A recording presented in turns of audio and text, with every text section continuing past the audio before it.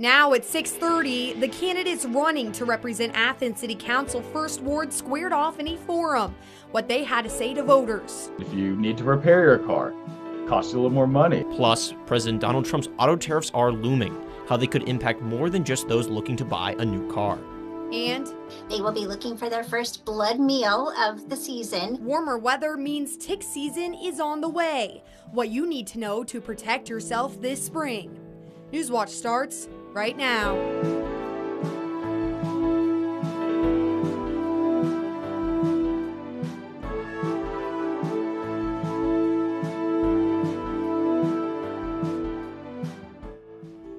Good evening, I'm Charlie Ehlenfeld. And I'm Reese Thompson. Welcome to Newswatch. Before we get to our top stories tonight, let's check in with Lexi Bell-Polsey for our first look at tonight's weather forecast. Now, Lexi, please tell me that this night's weather is here to stay and it's not an April Fool's joke. Unfortunately, Reese, it is. We'll get a little bit more into that later on in the show, though. Right now, it is 55 degrees and clear skies with winds from our south at about 6 miles per hour right now. Overall, beautiful day, beautiful spring day. Honestly, perfectly average beautiful spring day. Unfortunately, like I said before, that's not going to stick around. But today we did have some cloud cover as we went into our morning. Now that quickly dissipated as we started moving more into our afternoon, got into our day a little bit. And that is because we did have some high pressure established to our north, which allowed us to have some beautiful sunny skies today. Now, today we did have mostly sunny skies with that high of 55 and a low of 41.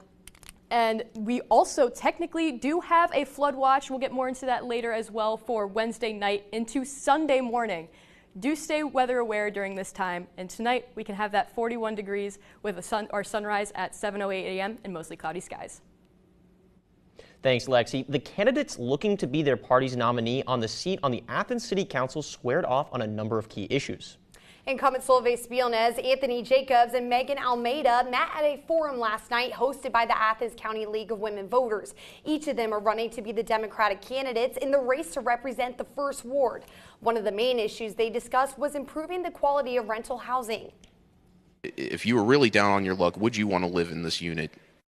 You know, and if we can have that kind of open communication with the powerful, then you know, maybe we can begin to affect some positive change with the housing situation in town. I think that they need more support. Expanding the code office would really help. There could be so many different things that could evolve out of that. Candidates will be running in the May 6th primary election, and the voter registration deadline is fast approaching. The deadline to register is next Monday, April 7th, and you can visit the link on your screen to register or update your voter information. Early voting begins next week. On Election Day, polls will be open from 6:30 a.m. to 7:30 p.m. WOUB has followed the dysfunction in Nelsonville City Hall for years. And in a Newswatch special report, we are looking at what led voters to change the city's form of government. While also looking at the future at City Hall and the confusing start to a new chapter in the city's history. Take a look. A southeast Ohio city at the center of a fierce political battle. We have some people that are still within the city that are constantly undermining our efforts to try to move things forward. The good people of Nelsonville stay silent because they don't want to be attacked. Prompting citizens to change the city's form of government. Lately, it's been the Nelsonville Mafia trying to serve their own self. The chaotic start to a new chapter in Nelsonville's history. I'm your host, Haley Hollinger. All this and more in a Newswatch special report, Unraveling Nelsonville. Now, as you just saw, Unraveling Nelsonville will air this Friday at 6:30 right here on WOUB. You will also be able to stream and rewatch the special report on our YouTube channel. A longer, in-depth podcast version from WOUB Digital will also come out Friday wherever you get your podcasts. Election Day may be a little over a month away here in Ohio, but in other parts of the country, today marks the first vote since President Donald Trump took office. Brian Abel is at the White House as we await results from Wisconsin and Florida.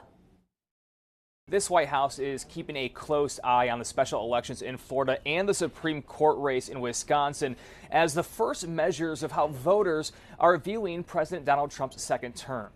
In Wisconsin, more than $90 million has been spent, making it the most expensive court race in U.S. history. At stake, is the ideological balance of the court. With a Democratic governor and Republican-led legislature, Wisconsin's Supreme Court has been an arbiter for hot-button topics and could rule on issues like abortion and labor laws, congressional redistricting, and voting-related issues, something President Trump hit on in the Oval Office this week. And you know, Wisconsin's a big state politically, and the Supreme Court has a lot to do with elections in Wisconsin. In President Trump's home state of Florida, 2 special elections to replace Mike Waltz and Matt Gaetz, both former congressmen. Waltz is Trump's national security advisor, while Gaetz withdrew his nomination for attorney general and quit Congress. In the 6th district, where Republicans outnumber Democrats 2-1, the Democratic nominee has outpaced Republican Randy Fine in fundraising 10-1, causing concern for Republicans, where Trump carried the state in both districts by more than 30 points in November. If either seat flips for Democrats, it would certainly be a political earthquake. Both parties really looking to these elections to get a feel for the political landscape and how to navigate it in the second Trump presidency. At the White House, I'm Brian Abel reporting. Ohio is dedicating $8 million of support to workforce development across the state. The Ohio Department of Education is receiving the funding for their newest round of regionally aligned priorities in developing skills, or RAPIDS, grants. The funding will go to nearly 100 higher education centers across the state. The grants will help purchase new equipment for students to use in education and training programs for regional workforce needs. Ohio's new $11 billion transportation budget has been signed into law. Governor Mike DeWine signed House Bill 54 earlier today, which will give funding to the Ohio Department of Transportation for various projects across the state. Over 90% of the funding will be used for maintenance and preservation projects on interstates, state routes, and the Ohio Turnpike. The bill also includes $150 million to study and construct truck parking lots in order to give fatigued truck drivers places to rest. The budget will go into effect on July 1st. A hops farmer in Meigs County has found another purpose for the plant besides brewing beer. Beer baths to create an exotic experience for people to soak in hops while sipping on it. You drink it, you're taking beer inside your body and outside. It's the whole beer experience. That's what they say. But, Steve Geisler, the owner of Morning Dew Hop Farm, takes a holistic approach to enjoying beer by bathing in it. The beer bath is actually good for your hair and your skin. Morning Dew joins a rising trend of beer spas in the country. Geisler saw the European-inspired idea as a great way to break into the beer industry. I saw on Instagram about these beer baths over in Prague especially, and so I flew over there and did it for about a week, and I hit about 12 different beer spas and took notes, asked questions. Geisler came back with a business plan and 2 customized beer tubs. And that's what this is a tub that came from the Czech Republic on a boat. Both of these tubs did. Geisler grows organic hops used for the bath in his front yard and brews the plant in a fermentation tank, then adds other herbs into the beer bath to reportedly boost overall health. I have to make my own formula for the bath, which is kind of exciting. I'm working with local herbalists and people that make herbal medicines. Hops contains antioxidants and anti-inflammatory components, Geisler says reduce stress. A hot whirlpool in there, and we'll put in the ingredients of beer in the tub. So it's not really beer out of a tap, but it's like we're making a small beer in the tub. He says the beer spa is a great way to incorporate a centric experience into a profitable industry. And just trying to offer a unique experience for people that nobody else has in Ohio or even the U.S. The beer spa also has a sauna and salt cave with a brewery upstairs. Geisler plans on opening Morning Dew Hop Farm for business in the coming months. The Justice Department announced that they'll seek the death penalty for the man accused of killing United Healthcare CEO Brian Thompson. Luigi Mangione faces state and federal charges for allegedly shooting Thompson in Midtown Manhattan in December. Attorney General Pam Bondi says she will direct the interim U.S. attorney for the Southern District of New York to seek the death penalty if Mangione is convicted on capital murder charges. This is the first time the Justice Department has sought to bring the death penalty since President Donald Trump returned to office. According to a new survey from the Bureau of Labor Statistics, the number of job openings fell nearly as low as 7.5 million. At the beginning of the year, the number of available jobs was more than 7,775,000. The report is considered a measurement of labor market demand. U.S. employers likely pared back on their hiring plans in February, due in part to heightened economic uncertainty due to actions taken during Donald Trump's presidency. As some employers pull back on hiring, some government agencies are continuing to cut employees. Earlier today, an official at Health and Human Services sent an email to some employees saying their positions are being eliminated. According to the email, the reduction in force is not a direct reflection on work performance. Last week, the HHS said it would trim 10,000 full-time employees on top of the 10,000 who exited voluntarily. Among the departments where cuts are expected, the Food and Drug Administration and the Centers for Disease Control and Prevention. A Maryland father was mistakenly deported to El Salvador. The Trump administration accepted the mistake in a court filing yesterday, calling it an administrative error. But the administration says Kilmar Armando Abrego Garcia cannot return because he's now in Salvadoran custody. Abrego Garcia was granted protection status by an immigration judge in 2019. The protected status prohibits the federal government from sending him to El Salvador. Now, some lawmakers say a process should be followed so more people like Abrego Garcia aren't deported. No one should be denied due process, that the government can't walk up to a human being and grab them off the street and put them on a plane and send them to one of the most notorious prisons in the world and just say, as one of our authority did, oopsie. According to a court declaration from a senior ICE official, Abrego Garcia was arrested in mid-March because of his alleged prominent role in MS-13. However, his attorneys say he's not a member and he doesn't have any ties to the gang. Civil rights groups are urging the U.S. Supreme Court to prevent the Trump administration from placing immigrants into a, quote, brutal foreign prison. The ACLU and Democracy Forward filed the brief in the aftermath of an emergency appeal by President Donald Trump on Friday. The White House is asking the High Court to let President Trump resume using the Alien Enemies Act of 1798 to expedite the deportation of alleged gang members. The Supreme Court is expected to make its decision within the next few days. With Easter, just a few weeks away, consumers will be on the hunt for lower egg prices. The demand for eggs typically goes up this time of year. So, will you be paying more as the holiday approaches? In today's Consumer Watch, Jen Sullivan looks at what's happening to egg prices. The high prices of eggs may be beginning to crack. Last week, the wholesale price for white large eggs fell 26 cents to $3 per dozen, according to the U.S. Department of Agriculture. But prices at the grocery store are nearly double. We are going to be in this for a while. Emily Metz is the president and CEO of the American Egg Board. This has been a particularly challenging time for these farmers.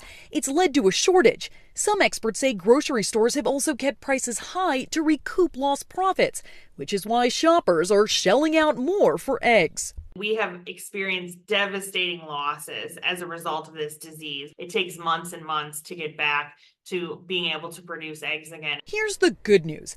In the month of March, prices have consistently come down each week, and that's due to a variety of factors. Fewer avian flu cases, the demand for eggs have dropped, and the Trump administration has pledged $1 billion to help combat the avian flu crisis, including purchasing eggs from other countries like Mexico and Turkey. Here's the bad news. With Easter and Passover coming up, the demand for eggs is expected to rise. We're expecting that prices will go back up again. Easter is our highest consumption period of the entire year. Experts are also worried that the spring bird migration could also make avian flu cases go up. We're certainly hopeful that we can battle back against any cases that might result from spring migration, but we just truthfully don't know. For Consumer Watch, I'm Jen Sullivan. Coming up, warmer temperatures on the horizon could mean that bugs will be back out soon. What you need to know about this tick season as it approaches and how you can protect against the potentially lethal diseases they can carry. And Sunday night, you're probably thinking, rain, rain, go away. And it did, but you forgot the second part. Please come back another day. And it's back, and it's here to stay. We'll find out more when Newswatch returns.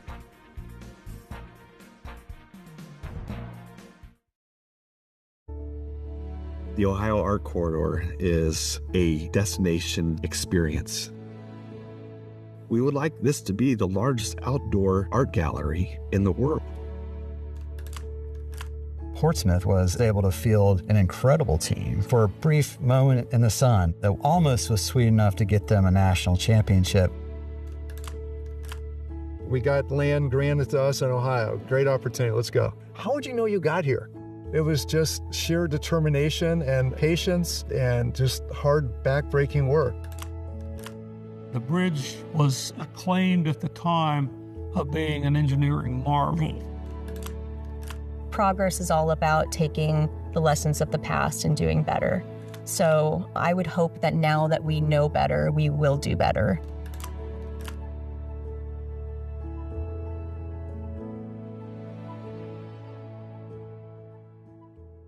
WOUB is recognizing members of our Cornerstone Society. The Cornerstone Society is a group that wants to ensure the future of public media in our region. It includes people across our area who value news, entertainment, and cultural programming, as well as the educational services WOUB provides.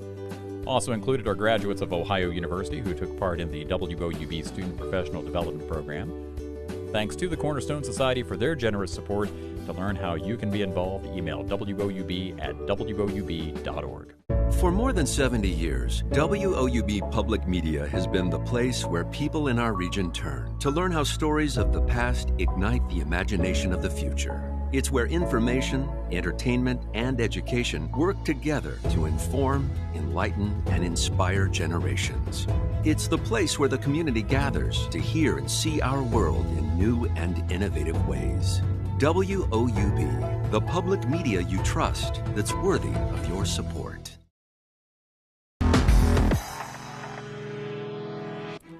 Good evening, Athens. Currently here it is 55 degrees with winds from our south at about 6 miles per hour. Honestly, beautiful day out today, beautiful spring day. We did have some clouds this morning, but those quickly left our area as we went into our afternoon hours, giving us some more partly cloudy conditions and honestly, mostly clear today. Now, we do have some rain showers coming into our area, which I did mention earlier, which is going to unfortunately push our little high pressure that's giving us these beautiful sunny skies out of our area. Now, today we did have mostly sunny skies with that high of 55 and at low tonight of about 41 degrees. But because that system's starting to inch a little bit closer, we are going to have some mostly cloudy skies and that sunrise at 7:08 a.m. Now, tomorrow it's going to be warm, but you're going to see that 60% of chance of showers and go, well, I'm not going to be able to experience it. I'm not going to be able to enjoy it. Luckily for you, those showers are likely going to be about Wednesday night into Thursday. We do have a slight chance of isolated thunderstorms late tomorrow morning and early tomorrow afternoon, but that shouldn't put too much of a damper on your beautifully warm day with that high of 80 and a low of 62. Now, we do have a flood watch for the Athens area starting tomorrow at about 8 p.m. and going until Sunday at about 8 a.m. Now, this is because we are going to have a stretch of rain. We are expected to see on a range about 4 to 6 inches of rainfall. Remember, if you are in a low-lying area or if you're driving near any possible flooded roads, please be cautious. About a foot of water can push a car. Please turn around. Do not drown. Stay weather aware with that. Another thing we should be staying aware for is a severe potential as we go into tomorrow night and Thursday. This is for this system that is mainly going to be impacting us on Thursday, but we do have that severe threat tomorrow night as well. This is mainly for higher winds, some hail, and we can't knock out that possibility of an isolated tornado or two. So please have a reliable source to get any watches and warning information. Now, tomorrow we can see that a lot better here. We do have a warm front making its way into our area with this system, which is why we're only going to get to the low 60s tomorrow night. And as we go into tomorrow night, we'll start to see that develop a lot better. We'll start seeing those rain showers come into our area with this cold front. And then Thursday, it's a lot more pronounced after we have this cold front come through. Now, we have heavy rainfall out to our southwest. We don't necessarily have to worry about anything that big. But again, we are expected to have some excessive rainfall as we go into the week. And yeah, it's going to be excessive. We have a chance of rain all week this week. But remember what they say, those April showers do bring May flowers. So we just got to sit through it and hope to have a little break or two of it. But Monday and Tuesday, it's a little finicky. But overall, rainy week. Well, Lexi, no April Fool's jokes around here. Thank you. With warmer weather on the horizon, tick season is upon us. Experts say it's important to be aware of your environment while outdoors. These creatures can transmit a number of potentially harmful germs, including those that cause Lyme disease. Mandy Gaither has more on what to expect for the 2025 tick season and how best to protect your family. The ground is thawing, the weather's getting warmer, and you're not the only one ready to enjoy the outdoors. Ticks are starting to come out. They will be looking for their first blood meal of the season. Dr. Bobby Pritt with the Mayo Clinic says ticks will be out now through fall with peak times in June and July. The more humid and warm the climate, the more likely you'll come across one of these parasites, which can spread potentially dangerous diseases. Some of these pathogens can be transmitted quite quickly, so you want to avoid tick bites at all costs. To prevent bites, spray tick repellent on exposed skin. Pritt recommends those with DEET, keratin, or lemon eucalyptus. You can also wear long sleeves and pants, tucking pants into socks so that ticks can't crawl up pant legs. Treat clothing and gear with permethrin, which can kill ticks on contact, and do frequent tick checks on people and pets. If you find a tick, don't panic. If the tick is embedded, you just want to remove it as quickly as possible. To safely do that, Pritt says to use fine-tipped tweezers. Grasp the tick as close as possible to the skin at a 45-degree angle, pulling the creature out slowly in one motion and avoid squeezing it. And you don't want to use any of those folk remedies that may damage the tick, like touching it with a match or putting petroleum jelly on it. That might actually increase the risk of infection, and it might hurt you. For Health Minute, I'm Mandy Gaither. Next, Donald Trump's auto tariffs are set to go into effect later this week. It may impact more than just those looking to purchase a new car. On Masterpiece. In the North Part, they use your name to terrify their children. The rebels demand that Lady Mary be restored. You saved me. Careful, Mary. Perhaps you no longer need to. I made my minister, and by God I will maintain him. York has fallen. You told the king. Wolf Hall, The Mirror and the Light. On Masterpiece. Sunday at 9 on WOUB. Cousin, we are family. Welcome back to Versailles. I'm your Majesty's loyal servant. The Cardinal's going to help the Queen buy the necklace. I make one mistake, we're both dead. I need my own property, somewhere that could serve as my court. The purchase is just not possible. I can be extremely persuasive.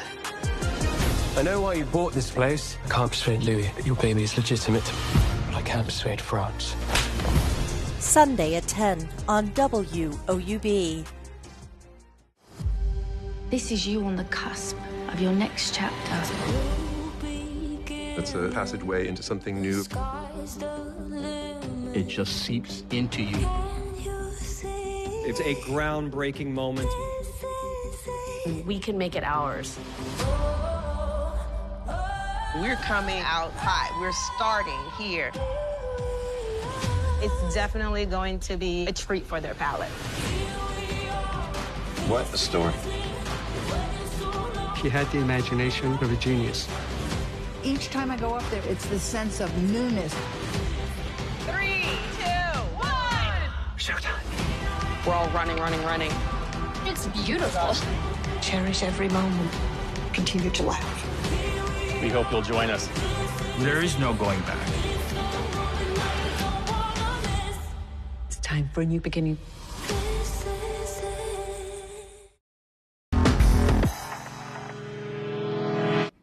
President Donald Trump's tariffs won't just make new cars more expensive. They'll drive up the cost of owning a car that consumers may not even think about. Karen Kafa has the details from Washington. President Trump's 25% tariffs on imported vehicles and parts are set to take effect on Thursday and could create a market for new cars similar to pandemic-era supply chain scarcity with a more costly pinch. Autos have done nothing but increase in cost. And today we actually have higher interest rates than we did back in the COVID times. Higher auto costs can bring higher insurance costs, which have already skyrocketed in recent years. Tariffs on items like steel and aluminum also set to push the price of auto parts higher, so repairs and used cars could cost more too. If you need to repair your car, costs you a little more money. Same thing when the dealer takes in a trade-in, they have to recondition the vehicle, they have to repair the vehicle, be selling standards. That will add cost as well.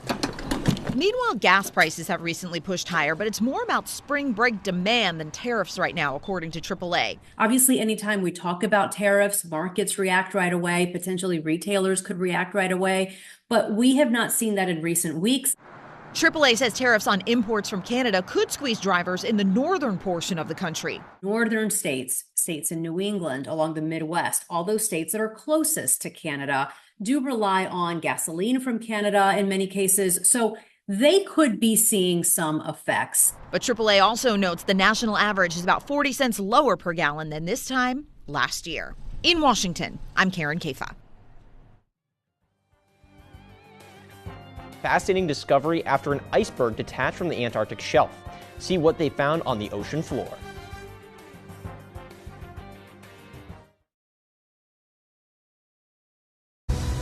Oh my God, this is like paradise. We as humans can learn a lot from this. We're in a whole new era of science. I get goosebumps just thinking about it. On Katavi's plains, fortunes change in a heartbeat. This really huge animal lived here 40 million years ago. From the smallest thing to the biggest, the survival is so connected. Wednesday on WOUB. Entire towns were completely submerged. 1,000 miles of coastline was impacted. In collaboration with the Howard Center for Investigative Journalism. Do you think they really grasp the dire straits that are facing Alaska Native villages? The impact of climate change on Alaska's native villages. It is discouraging to think about our way of life, our life way changing. We have to wake up before it becomes too late. Premieres Tuesday, April 22nd, 10, 9 Central, only on PBS. Peter is deaf and blind. His sister Christine has always helped care for him. But as their parents age, she weighs the choice of becoming his sole caretaker. There's no ting Singapore. He's my brother on POV. Monday at 10 on WOUB. That is utterly remarkable. Whales coming up? Hold on. This is huge. Here we go. The more whales you have, the healthier the ocean is. They're the biggest land animals that have ever existed. The most special thing is going somewhere that nobody ever has before.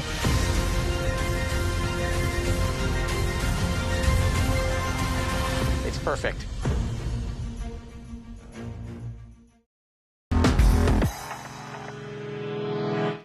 An iceberg the size of Chicago snapped off the Antarctic ice shelf, allowing researchers to access areas of the sea never before explored. The Schmidt Ocean Institute dove directly into the bottom of the Bellinghausen Sea and saw a thriving ecosystem. Using a remotely operated vehicle, the team documented an octopus sitting 3,700 feet below the surface. They also discovered several types of jellyfish. Researchers expect it will take years to document everything found far beneath the ocean's surface and investigate how they survived for centuries under the ice.